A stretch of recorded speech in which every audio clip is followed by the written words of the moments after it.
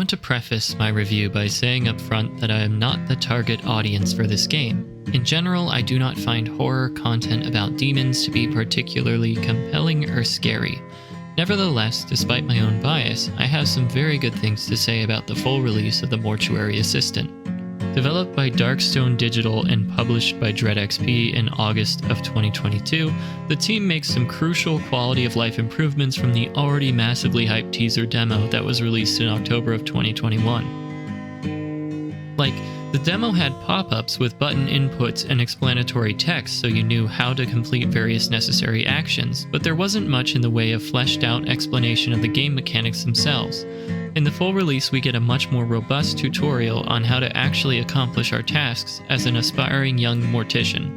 For instance, areas of relevance are highlighted at certain junctures during the tutorial portion so that we actually learn how to play the game and focus on key mechanics one at a time. The team also added some key objectives that weren't originally in the demo. And this is what I love to see. Historically, demos were hard to come by. Often you'd have to buy another game and read the manual to find a secret code that you had to input in order to access the demo for an upcoming game. Or you might get a promotional demo disc from Pizza Hut, or in another big release. Square Enix, formerly Squaresoft, formerly Square, often did this with their PS1 releases. My point being, demos were often much less accessible and less common.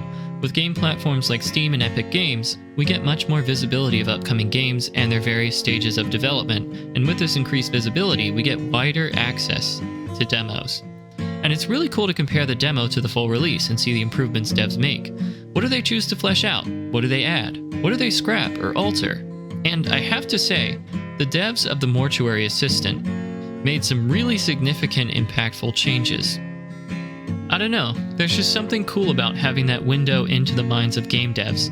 I've already mentioned the tutorial portion. When I played the demo, I had not a small amount of difficulty figuring out what I was supposed to do, and more importantly, what I was supposed to do next. The team adds relevant information through cassette tape recordings, instructive text, and hints from both our protagonist and her boss, Mr. Delver, that work together to give us the necessary direction that was missing at times, or just not clear enough in the demo. To accompany all of this information, we have visual cues as well, and these instructive pieces are all woven into the game world, which, again, is just so important to sustaining the illusion of the world in which we find ourselves, because tutorials, more than any other section of the game, by design, carry with them the risk of reminding us that all we are doing is playing a game. The Mortuary Assistant avoids this pitfall nicely. It makes sense that Mr. Delver would want to record instructive cassettes. As he mentions, the phones cannot be trusted. Hell, not even the written word can be trusted. And it also makes sense that he would have a passcode-protected database for anyone unfortunate enough to work the night shift. My only complaint about the instruction would have to be the text boxes that interrupt the flow of gameplay. Again, this is just a personal preference of mine, and I'm not 100% sure what the answer is. I just don't like a text box popping up and interrupting the game. It's stilted and annoying. Some devs get around this by having floating text, which has its own issues with realism. Other devs try to make the tutorial more seamless by having a companion character tell you how to do things like move the camera. Fatal Frame Maiden of Blackwater did this, and I thought it worked relatively well. And though they still had instructive text pop-ups, these did not pause the flow of the game. Instead, they showed up at the bottom of the screen and were treated as objectives to complete before you could move on to the next instruction.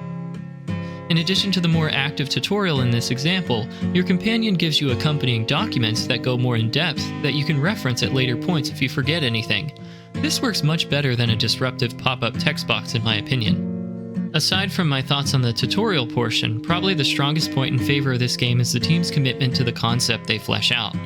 They've clearly done more than mere cursory research into demonology with the database they provide in the full release of the game. While we're certainly not given a comprehensive list of the demons in hell, or all of the tools demon hunters use, we have a pretty substantial representation, which is both relevant to the story and an added layer of difficulty, as it means we not only have to figure out which body is hosting the demon, but we also have to determine which demon is causing trouble in our mortuary. And again, this is a perfect example of heavy lifting. You tend to see this with brilliant ideas that are well executed. The concept becomes inextricably interwoven with the game mechanics and objectives, which contributes to the suspension of disbelief and to helping us forget that we're just playing a game. In other words, the devs create, quite literally, one hell of an immersive experience. This also applies to the amount of anatomical knowledge and realistic mortuary tasks that encompass the more mundane portions of the game, and both of these aspects, because they're so well fleshed out in their own rights, come together so nicely to deliver a truly horrifying experience. The perfect example of the two coming together would be the routine examination of the corpses. We take notes on our clipboard in order to then input that information into our database. While we scrutinize the body for blemishes and abrasions, though, we can also be jolted back to the horror experience by demonic activity happening to the body in the form of subtle movements and new marks upon the body. Thus, the world of the mundane and the world of demons are perfectly interwoven, and our more mundane tasks offer us no refuge from the ever-growing threat of the demon's presence in the room with us. Compare this with Chilla Art's execution in the closing shift.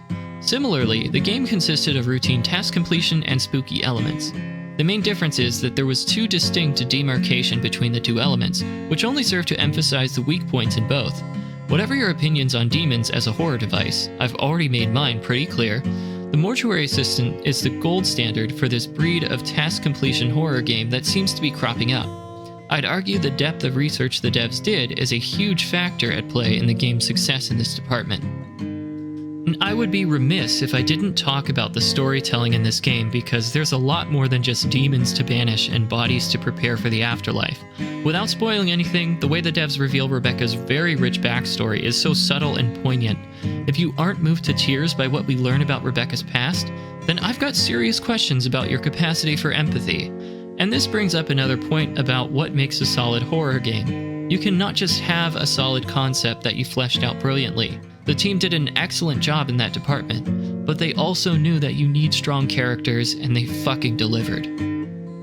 Finally, the game has immense replay value for two main reasons. First, the scares and demonic phenomena that you can witness are randomly generated, so every playthrough is unique. And these range from minor twitching movements or audio hallucinations to your fucking feet being dragged out from under you. The facts that these are both random and varied in intensity really make this element work horrifyingly well. Second, there are multiple endings, even some secret ones, which they justify partially by allowing for multiple shifts. You complete a shift and get an ending.